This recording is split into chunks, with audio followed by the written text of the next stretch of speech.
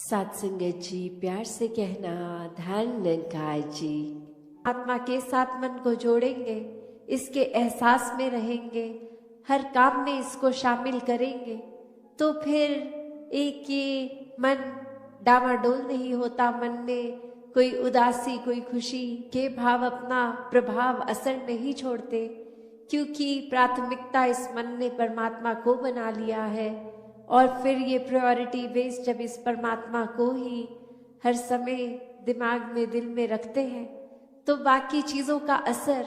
उस तरह नहीं होता कि कोई अगर बिजनेस में नुकसान है तो एक डिप्रेशन की ओर मन जा रहा है, या फिर कुछ इतनी उपलब्धि मिल गई, अचीवमेंट मिल गई कि इतनी खुशी कि औरों के बारे में फिर सोचना ही छोड़ दिया, खुद में इतनी ईगो ले आए, एक अपने आप को बहुत ही इम्पोर्टेंट बना दिया। तो बात वही कि कैसे हर एक में, जहाँ हर किसी ने इस परमात्मा को देखना है, हर एक के अंदर वो कैपेसिटी है, वो पोटेंशियल है कि कैसे इस परमात्मा के सारे गुण, हम चाहे एक मनुष्य के शरीर में हैं पर परमात्मा जैसे दैवीय गुणों से हम युक्त हो सकते हैं, ह्यूमन वैल्यूज से युक्त हो सकते हैं। ये मन में कंपैशन, काइंडनेस, दया, क्षमाशील होना, एक मन में प्यार का भाव, प्रेम का भाव, ये लव, ये सरेंडर, ये ब्रॉड माइंडेड होना, हर एक को एक्सेप्ट करना, हर किसी के लिए वही भाव हो कि ये इंसान से बहुत कुछ हमें सीखने को मिल सकता है। दिल कारण ना ढूंढे कि कैसे किसी से भी नफरत की जाए, हर किसी से फिर वही बात जो अभी सत्संग में भी हम सुन रहे थे कि ये एकत्व जब इस्टेब्लिश हो जाता है, ये वननेस स्थापित हो जाता है, तो वो वननेस कोई उस बात की बात नहीं है कि हर कोई एक जैसा दिखे। एक फिजिकली तो हर किसी के शक्ल, आकार, फीचर्स एक बहुत ही अलग हैं। कोई किसी रीजन के होते हैं तो एक ज्योग्राफिकली रहने की वजह से उस तरह एक कल्चर और अपीयरेंस से खाना पीना वैसा हो जाता है, और दूसरे कहीं देश में, किसी और राज्य में, अपने देश में भी हो तो वो एक अपीयरेंस वाइज तो अलग हो सकते हैं। बट जो अभी कॉमन थ्रेड की भी बात हो रही थी कि ये परमात्मा ही है जो जहाँ पूरे ब्रह्मांड में है, एक वो कनेक्शन हमारी इस परमात्मा से जब है तो संसार के हर इंसान से हर कोई अपना है, हर एक में ही परमात्मा का वास। तो कैसे जब इस परमात्मा से प्यार हो जाता है, इस परमात्मा के अलावा फिर और कुछ दिखता ही नहीं है, हर एक में ही दिखता है, तो फिर ये भाव वही आ जाते हैं कि ये संसार बहुत ही सुंदर है, हर किसी में बहुत कुछ सीखने के लिए है, और किसी की फिर बात दिल पे चोट नहीं देती, क्योंकि फिर वही लगता है कि कोई वजह होगी, किसी का दिन अच्छा नहीं जा रहा होगा, शायद किसी की तबीयत नहीं ठीक कि इतनी इरिटेशन हो रही है, इतना तंग हो रहे हैं कि कुछ खराब हमें बोल रहे हैं। तो बात वही कि हर किसी के अंदर जब ये परमात्मा दिखता है तो एक अच्छाइयों को ही भक्त उठाते हैं, किसी की कमियों को इस तरह संसार के आगे नहीं उछालते। एक दिल में अगर वाकई ही एक कंसर्न है उस इंसान के लिए तो उस इंसान को डायरेक्टली जाके उसके पीठ पीछे एक बैक बाइटिंग नहीं, उसको सामने जाकर बोला जाता है कि ये जो आपने बात कही वो ठीक नहीं थी, इसमें अगर आप सुधार कर लें तो वाकई ही आपका सुधार हो जाएगा, अगर आप अपने थोड़ा बिहेवियरल चेंज लेके आएंगे। और फिर संत यही समझाते हैं कि बिहेवियरल चेंजेस तो टेम्पररी फिर भी हो सकते हैं, कुछ देर की लर्निंग के लिए हो सकते हैं, फिर कभी और ये बिहेवियर वापस हो सकता है अग्रेसिव, एंग्री। तो फिर कैसे हर समय के लिए एक मन को शांत रखना है, शीतल रखना है, मन में सहजता रखनी है, मन में सुकून का भाव रखना है, तो इस परमात्मा से ही जुड़ना होगा, क्योंकि इस परमात्मा को दिल में बसाएंगे तो मन में ये सारे इमोशंस ठीक तरह से काम आएंगे। जहाँ ये आत्मा का कल्याण हो, ये आत्मा का इस परमात्मा से मिलन होता है, तो एक वाकई ही ये जो हम हर जगह सुनते आए हैं कि ये इतनी योनियों के बाद मनुष्य योनि भी मिली और अब इस मनुष्य योनि में ही जीते जी इस परमात्मा की प्राप्ति है। और अगर कोई उस आइडियोलॉजी से सहमत नहीं भी है, सिर्फ इसी जीवन को अपनी फर्स्ट लाइफ की तरह भी देखे, तो भी कितना कुछ है जो जीवन का समय, कितना टाइम है जो हमें मिला है, इतने साल मिले हैं, उसको हमने कैसे जीना है, उसको हमने किस तरह पॉजिटिवली, कंस्ट्रक्टिवली हर समय को जीना है। तो दातार ऐसे ही भावों से हर एक को युक्त करे। सात संगत जी, धन निरंकार जी। सात संगत जी, प्यार से कहना धन निरंकार जी। इस परमात्मा की प्राप्ति ये उद्देश्य है और ये उद्देश्य पूरे करते करते अपने घर, परिवार, समाज सबकी जिम्मेवारियां भी पूरी करनी है। भक्ति गृहस्थ में रह के करनी है। तो कैसे जैसे इंसान अपने जीवन में हर समय कुछ ना कुछ करते हुए वो अगर परमात्मा से मन का नाता जुड़ा है तो हर परिस्थिति, हर सिचुएशन में वो शुक्राना भाव रहता है। वो मन में कभी शिकवा नहीं आता,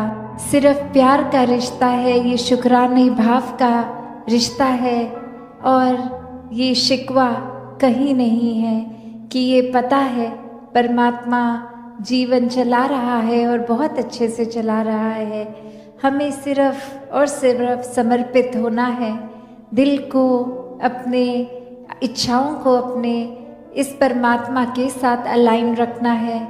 कि जो भी कुछ है उसमें एक क्या अच्छाई उठा सकते हैं वही उठानी है, और हमारे अंदर क्या कमियां हैं उसको सुधारते चलना है। जीते जी जहाँ ये मानवीय गुण, ये दैवीय गुण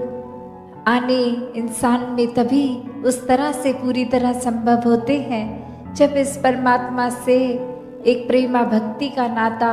ये ब्रह्म ज्ञान द्वारा ये परमात्मा हर समय दिखता है, हर एक में दिखता है, हर एक से प्यार होता है। इस परमात्मा से प्यार होने के बाद तो कैसे ये जीवन हर समय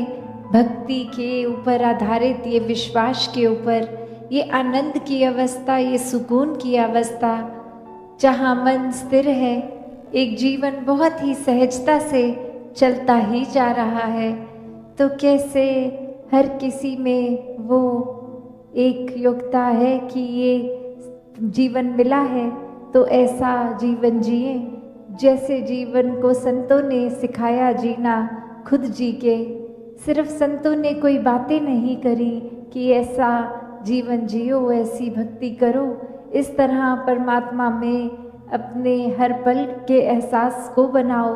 नहीं, भक्तों ने खुद जिया है और फिर ये संदेश चाहे किसी भी रूप में दिया हो, वो संदेश यही है कि जीवन में ये प्रायोरिटी, ये प्राथमिकता जब तक परमात्मा है